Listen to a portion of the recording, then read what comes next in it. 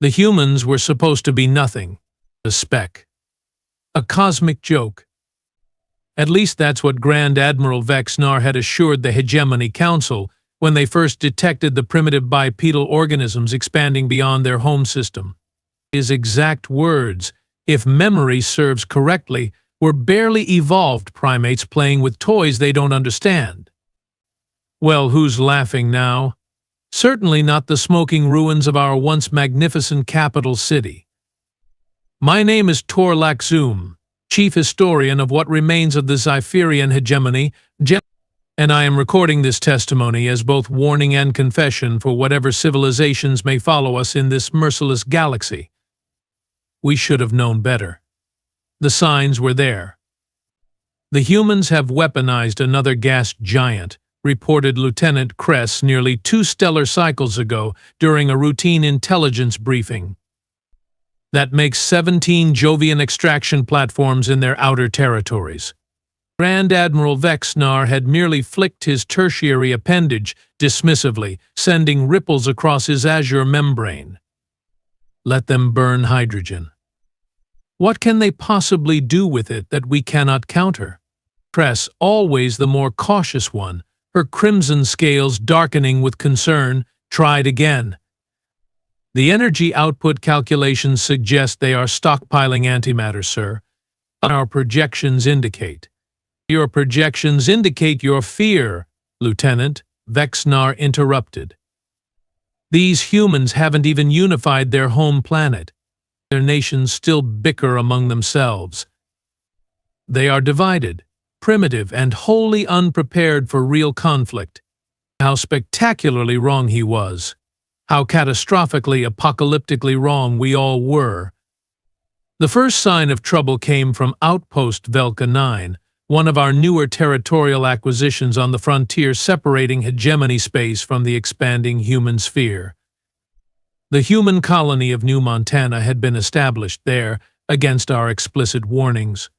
An affront, certainly, but not worth military engagement according to our strategic calculus. We should make an example of them, General Prax suggested during the Emergency Council meeting.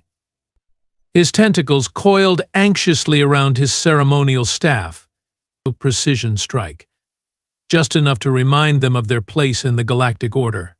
Supreme Overlord Zuvan leaned forward on her crystalline throne, all 4 eyes narrowing.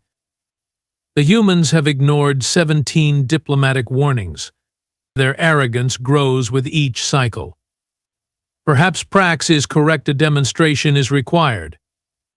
I remember raising my voice then, one of the few times I dared speak in such august company. Supreme One, our cultural analysis of human historical data suggests they respond poorly to threats. Their psychological makeup. Their psychology is irrelevant, Vexnar cut in.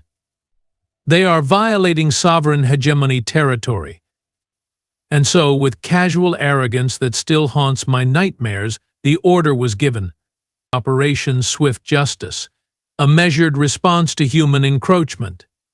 3 battlecruisers, 5,000 troops, 1 human colony. The attack took less than 6 hours. New Montana, population 37,452, ceased to exist. The official report described the operation as a resounding success with minimal collateral damage to valuable mineral resources. When the communication blackout hit 3 days later, no one was particularly concerned. Solar flares, equipment malfunction, there were dozens of benign explanations. Probably those human hackers trying to be annoying again, Commander Pelks joked over meal rations. Remember how they flooded our entertainment channels with those bizarre dancing videos last cycle? We laughed. Gods of the void, how we laughed. The first ship arrived without warning. It simply appeared in orbit around Zypheria Prime. No hyperspace distortion. No drive signatures. One moment empty space. The next a vessel of unfamiliar configuration hanging against the stars. Black as night. Silent as death. unidentified vessel. "This is Zypherian Defense Command," Admiral Vexnar transmitted, his membrane rippling with indignation rather than fear. "You have entered sovereign space without authorization. Identify yourself immediately." The silence stretched for 27 agonizing minutes, long enough for Vexnar to mobilize our home defense fleet, long enough for Supreme Overlord Zuvan to be escorted to her emergency bunker beneath the capital, long enough for preliminary scans to reveal the terrifying truth about the intruder. "Sir, energy readings are impossible," the sensor officer reported, voice cracking. "The vessel's mass is consistent with a light cruiser, but it's generating power equivalent to a small star." When the response finally came, it was audio only. Single human voice, speaking perfect Zypherian without translation artifacts. "This is Admiral Eleanor Reyes of the United Earth Navy. You massacred 37,452 of our people. 412 of them were children under the age of 10. We have come for the bill." Vexnar, ever the diplomat, attempted reason. "Admiral, there appears to be a misunderstanding. The human settlement was established in violation of clearly defined territorial." "No misunderstanding," the human interrupted. "We are quite clear on what happened. You had options.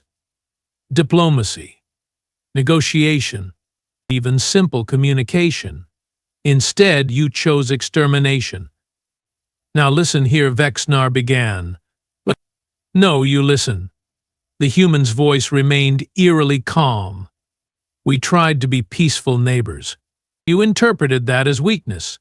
A common mistake. The last mistake your leadership will ever make." More ships appeared then. Dozens. Hundreds. Surrounding our homeworld like a noose. "We don't want war," Admiral Reyes continued. "But make no mistake, we will finish what you started. You have 6 hours to deliver every individual involved in planning and executing the attack on New Montana. Every officer. Every soldier. Every politician who approved it." Vexnar's membranes flashed the deep purple of outrage. "This is absurd. You cannot possibly expect." 6 hours, the human repeated. "After that, we start taking them ourselves. And we won't be gentle about it." The connection terminated. Panic erupted across the command center. "They are bluffing," Vexnar insisted. "Mobilize the fleet. All of it." I tried once more to make them understand. "Sir, human historical records show a consistent pattern. They don't make threats they can't back up. They are primitives." Vexnar roared. "Their most advanced ships were barely faster than light just 2 decades ago." "Yes," I said quietly. "And now they are here somehow with technology we can't even scan properly. Doesn't that concern you?" "It should have. By all the forgotten gods, it should have." The 6 hours passed. No surrender was offered. Vexnar positioned our entire defense fleet in a sphere around Zypheria Prime. 8,000 warships, the pride of the hegemony, bristling with enough firepower to glass a dozen worlds. "Let them try," Supreme Overlord Zuvan declared from her bunker. "Show these humans the price of threatening a civilization 10,000 years their senior." The attack, when it came, defied everything we thought we knew about warfare. No energy weapons, no kinetic bombardment, no nuclear detonations. The human ships simply released something. Small objects, barely larger than personal transport pods, that drifted toward our fleet. "Analysis?" Vexnar demanded. "Unknown, sir. They appear to be mechanical in nature, possibly drones." Vexnar ordered immediate destruction of the objects. Our gunners obliged, lasers lancing out across the void. The beams passed through their targets as if they weren't there. Holograms? someone suggested. Then the objects reached our ships, passing through shields and hull plating as if they were mist. Inside each vessel, horrified crews reported the same phenomenon. The objects phased directly into their command centers, hovered briefly, then disgorged what appeared to be humans. Not physical humans' projections, somehow solid enough to interact with their surroundings. How is this possible? Vexnar whispered as reports flooded in. Throughout our fleet, these phantom humans walked calmly through walls and barriers, ignoring weapons fire, proceeding directly to wherever high-ranking officers were located. They didn't kill. They didn't destroy. They simply took. Officers vanished when touched, along with the projection that had captured them. Within 20 minutes, every individual who had participated in the New Montana operation was gone. Simply gone. Taken from ships, from homes, from secure bunkers kilometers beneath the surface, 843 Zypherians, including General Prax, vanished without firing a single shot. Even Supreme Overlord Zuvan, surrounded by her elite guard in the most secure facility on the planet, disappeared between one breath and the next. Only Vexnar remained, having barricaded himself in the quantum-shielded command vault of his flagship. "What do you want?" he shrieked into the communications system. "What are you?" Admiral Reyes responded immediately, as if she'd been waiting. "We are what you made us, Admiral. You taught us a valuable lesson at New Montana. Force is the only language some understand." A human projection appeared directly in the vault with Vexnar, walking through quantum-shielded walls that had cost more than some planetary defense systems. "This isn't possible," Vexnar whimpered, backing away. "Your species was splitting atoms just 3 centuries ago." The human projection smiled. "Necessity is quite the motivator, Admiral. You are not the first to underestimate us. Just the most recent. What have you done with the others?" Vexnar demanded, his membrane flushed the pale yellow of terror. "They are alive, being tried for their crimes. Justice will be served." The projection extended a hand. "Your turn." Vexnar, to his credit, finally showed something resembling courage. "And what of justice for your crimes? This technology, these violations of physical law, they are abominations. You have broken every treaty on warfare in the known galaxy." The projection's smile faded. "Says the species that just slaughtered a civilian colony. Your moral outrage would be more convincing if it weren't dripping with hypocrisy." "We are the Zypherian hegemony," Vexnar declared. "We have ruled these stars since before your kind discovered fire. You cannot simply." "We already have." The projection touched Vexnar, and the Grand Admiral vanished. Across Zypheria Prime, the human ships began departing, blinking out of existence as mysteriously as they had arrived. Within an hour, only a single vessel remained, maintaining position directly above our capital city. A final message was broadcast planet-wide. People of the Zypherian hegemony. Those responsible for the New Montana massacre will face justice under human law. We have no quarrel with your civilians. However, understand this clearly. Any further aggression against human worlds will be met with devastating consequences. We took your leaders today. Next time, we take everything. The remaining ship vanished, leaving us leaderless, confused, and terrified. The following days were chaos. The Hegemony Council, minus its military leadership and supreme overlord, struggled to maintain order. Conspiracy theories flourished. Religious cults formed overnight, proclaiming the humans harbingers of divine judgment. I was summoned before what remained of the council to provide analysis. "How?" Councillor Drez demanded, her facial ridges flushed with distress. "How could they possibly develop such technology without our knowledge? I could only offer theories. The humans have always been unconventional thinkers. Their scientific development doesn't follow predictable patterns like most species. They make intuitive leaps that sometimes bypass entire technological stages. That doesn't explain phase-shifting technology that ignores fundamental physical laws. Another counselor protested. No, I agreed, it doesn't. But their historical records show numerous examples of rapid technological advancement when threatened. They call it wartime innovation, and we most certainly threatened them. The silence that followed was deafening. Finally, Counselor Drez spoke the question everyone feared to ask, will they come back? I considered carefully before answering, but that depends entirely on us. The humans have demonstrated both their capabilities and their restraint.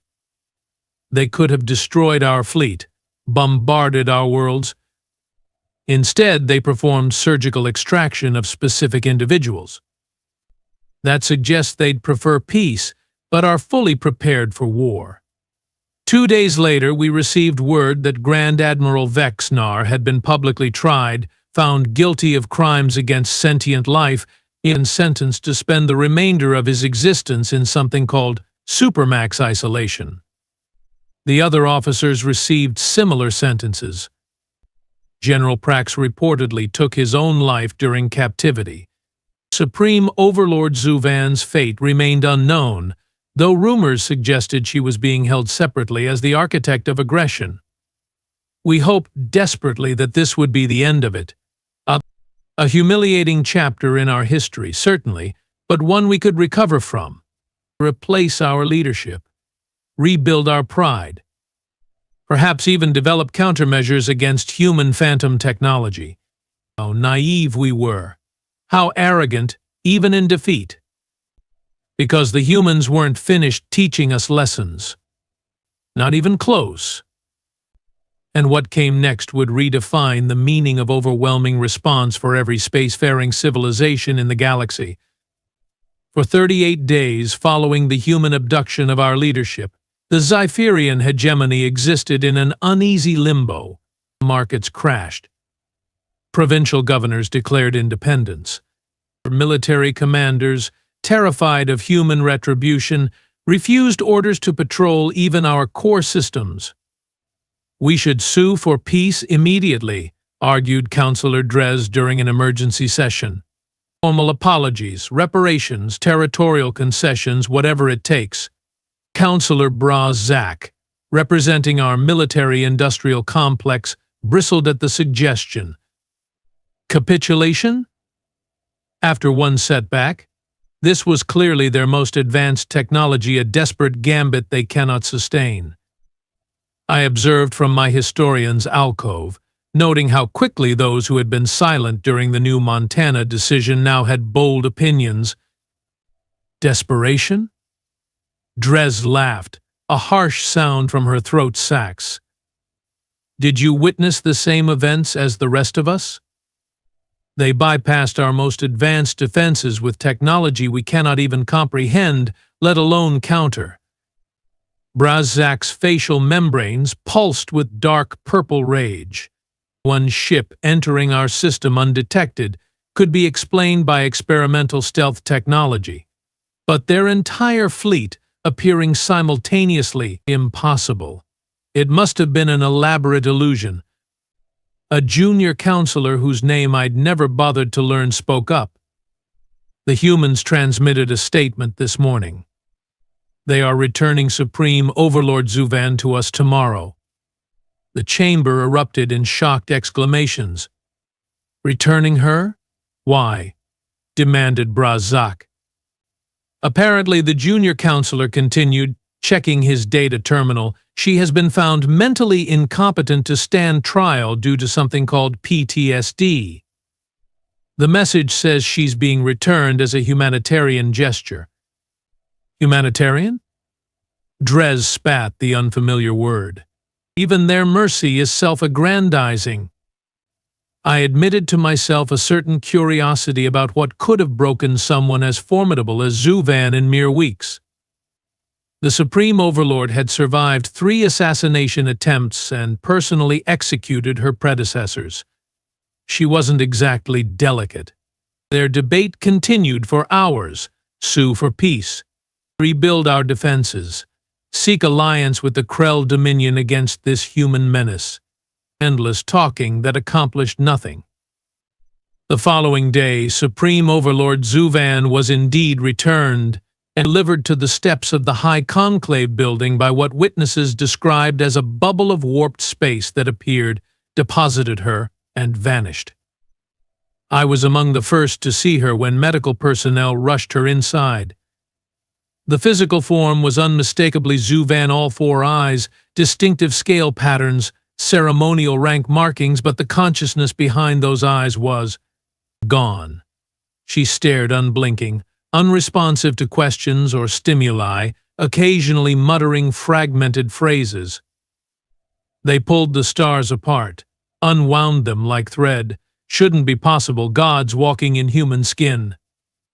The council immediately classified her condition and statements, but rumors spread regardless.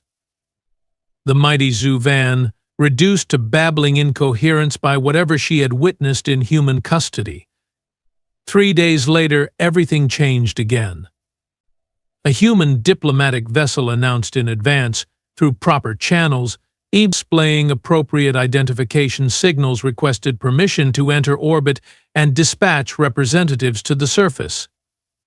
The council debated for approximately 11 seconds before granting enthusiastic approval. The human delegation consisted of 3 individuals: Ambassador Thomas Reiko, a compact male with curious facial hair patterns, Dr. Parvati Jindal, who was introduced as their xenopsychology expert, and Commander Dante Washington, a towering military officer whose ceremonial uniform bore fewer decorations than our lowest-ranking cadet. Commander Washington spoke first after introductions, addressing the awkward silence with surprising directness. "Let's acknowledge the gravitational singularity in the room, shall we? You are terrified of us, confused by recent events, and uncertain of our intentions. That's understandable." Ambassador Rico shot him a look that suggested this bluntness wasn't part of their rehearsed protocol. The commander ignored it. 3 weeks ago, you had never lost a war in your 10,000-year history. Your technological superiority over most species was absolute. Then you picked a fight with humans, and now your leadership caste is imprisoned, your supreme overlord is catatonic, and your military is afraid to leave their bunkers. That's quite an adjustment period. Commander Ambassador Reiko interjected smoothly, perhaps a more diplomatic. Diplomacy got 37,000 humans vaporized, Washington replied flatly. I think we are past pleasantries. Counselor Drez, displaying remarkable courage, addressed the commander directly. What do you want from us? Washington's expression softened slightly. Peace. Genuine, lasting peace. Despite what you may believe, humans don't enjoy conflict. We are just exceptionally good at it when provoked. Dr. Jindal stepped forward, her movements graceful despite our planet's higher gravity. We have studied your civilization extensively. Your achievements in mathematics, architecture, stellar engineering truly impressive. We have much to learn from each other. The New Montana tragedy was avoidable and unnecessary. Tragedy? Brazak's voice dripped contempt. You make it sound like a natural disaster rather than a legal military action against territorial encroachment. The temperature in the room seemed to drop several degrees as Commander Washington turned his gaze to Brazak. Be careful, counselor. Very careful. Your predecessor had similar views about slaughtering civilians. Would you like to join him? The threat hung in the air like poison gas. Ambassador Rico cleared his throat. What the commander means is that perspective matters. From our viewpoint, New Montana was a civilian scientific outpost in unclaimed space. The colonists included experts in terraforming technology who were actually working to make the planet more hospitable for all species, including Zypherians. Preposterous, Braz-Zak scoffed. Our territorial claims in that sector date back 206 years, Dr. Jindal interrupted. Filed with the Galactic Registry after your automated probes detected trace elements of valuable minerals. You never established presence, never terraformed, never colonized. You simply declared ownership and expected all other species to comply. The accuracy of her knowledge was unsettling. Ambassador Reiko produced a small device that projected a holographic document, the original Zephyrian territorial claim, complete with official seals. Note Section 47B of your own claim filing, he continued. It specifically acknowledges that failure to establish permanent settlement within 180 standard years renders the claim contestable under Galactic Convention statutes. Silence fell as the council members exchanged uncomfortable glances. He was right, of course. Our own lawyers had warned about this very loophole decades ago, but no one had considered it relevant. What species would dare contest our claims? Humans, apparently. This is all very interesting legal debate, Dres said finally, but it doesn't address our current situation. Your people have abducted our leadership, demonstrated technology that negates our defensive capabilities, and clearly established military superiority. What are your terms? Commander Washington smiled. It wasn't particularly reassuring. Our terms are simple. First, formal acknowledgement that New Montana was a legal settlement. Second, reparations to the families of the deceased. Third, a binding non-aggression pact between humanity and the hegemony. Braz-Zak's membrane fluttered in disbelief. That's all? No territorial concessions? No technology transfers? No disarmament demands? Would you prefer those terms instead? Washington asked dryly. No, several counselors exclaimed simultaneously. Ambassador Rico looked pleased. Excellent. We will forward the detailed agreement for your review. Assuming acceptable terms can be reached, normal diplomatic relations can begin immediately. It seemed too easy, too generous. I couldn't help myself. I spoke up from my observer's station. And what of our leaders? Grand Admiral Vexnar? The others taken during your operation?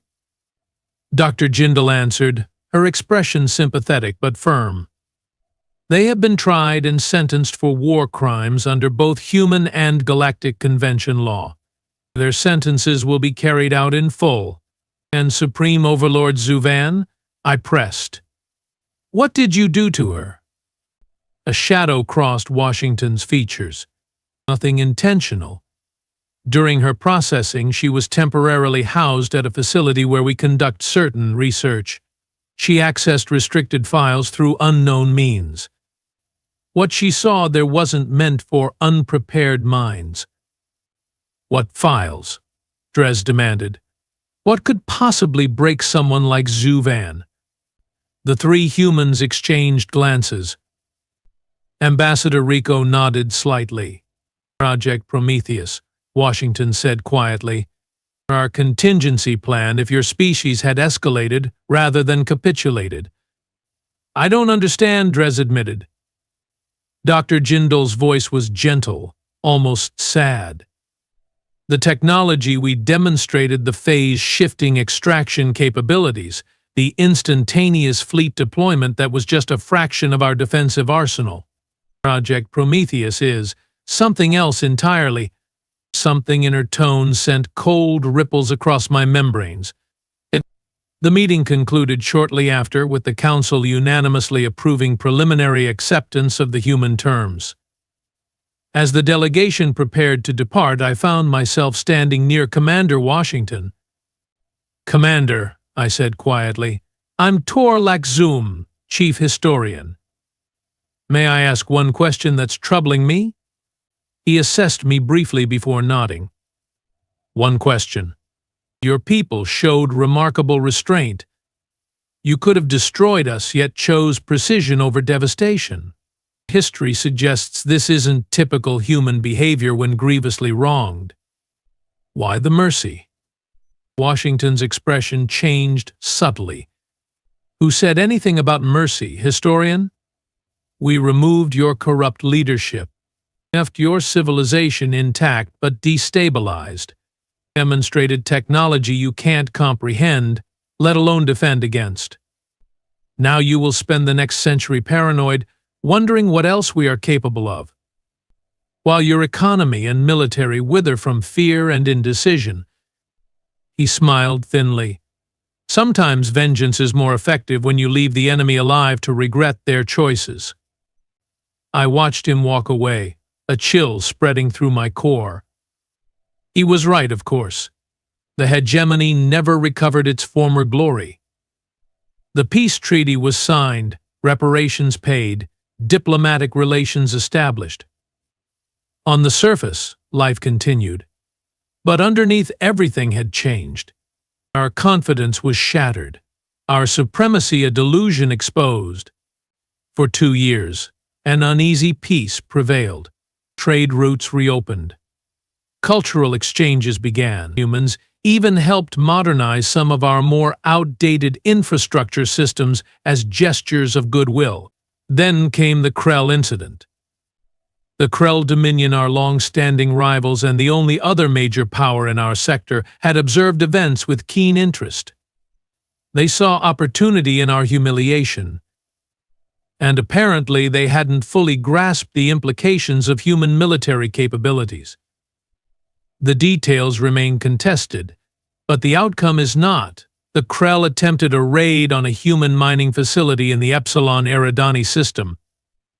Unlike our methodical extermination of New Montana, the Krell attack was typical of their species, a smash-and-grab operation intended to destroy infrastructure and steal resources. 17 humans died. The Krell raiding force consisted of 3 heavy cruisers and support craft. They escaped back to Krell space, no doubt celebrating their successful raid. 3 days later, the Atropos anomaly began.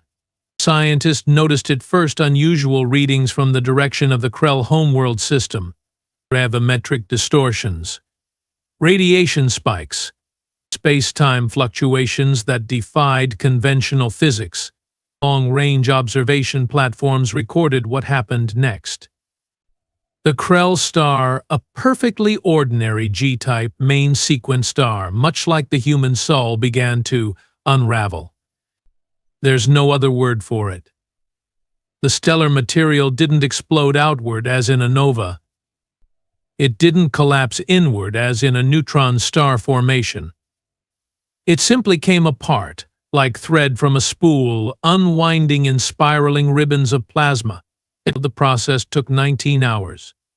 By hour 3, the Krell homeworld's atmosphere had been stripped away by intensifying radiation. By hour 7, the planetary crust was liquefying. By hour 12, nothing remained of their civilization but scattered debris.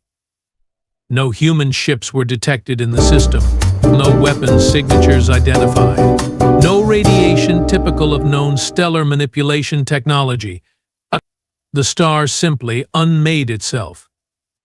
When it was over, where a thriving 7-planet system with billions of Krell had existed, only an expanding cloud of stellar material remained, it swirling in impossible patterns that somehow produced, when viewed from certain angles, a distinctive shape, a stylized human hand palm forward. The message couldn't have been clearer if they'd sent it in writing. The human response to diplomatic inquiries about the Atropos anomaly was a masterpiece of political non-denial. The United Earth government categorically denies conducting any military operations against the Krell Dominion. The stellar event in question appears to be a previously undocumented natural phenomenon requiring further scientific study. We extend our sincere condolences to any affected by this tragedy. Not a single government in the galaxy believed them, not for 1 second. But what could anyone do? Object? Demand investigation? Risk having their own stars naturally unravel? And that, ultimately, is how peace finally came to our corner of the galaxy. Not through understanding or compassion or shared values, but through absolute, paralyzing terror of what humans are capable of when provoked. They could have conquered us, subjugated our worlds, stripped our resources. Instead, they defeated us more comprehensively by simply letting us live with the knowledge of what they can do. I have spent decades studying human history since then. Their art, their philosophy, their strange blend of compassion and cruelty. I have come to a conclusion that haunts my sleep cycles. Humans aren't inherently more violent than other species. They are just better at it. More innovative, more thorough, more willing to violate what others consider immutable laws of physics and morality alike. As I record this final testimony, human influence continues to expand. They trade with us, share certain technologies, even allow limited cultural exchanges. Their diplomats smile and speak of peaceful coexistence. Their merchants sell us goods we have grown dependent upon. Their scientists collaborate with ours on approved research topics. But we know, everyone knows, cross them, harm their people, threaten their interests, and consequences will follow that redefine the meaning of retribution. They wiped out a human colony. Earth's response erased a star system. And somewhere, in classified human facilities, Project Prometheus waits for the next species foolish enough to believe humans are merely another spacefaring civilization rather than what they truly are, an extinction-level event with a diplomatic core. This is Torlak Zoom, final chief historian of the once great Zephyrian hegemony, concluding this record with a simple warning to all who find it. The humans have a saying that serves as both promise and threat, and I have come to understand its profound wisdom through bitter experience. Fuck around and find out. Indeed, we did. And indeed, we found out. May you be wiser than we were.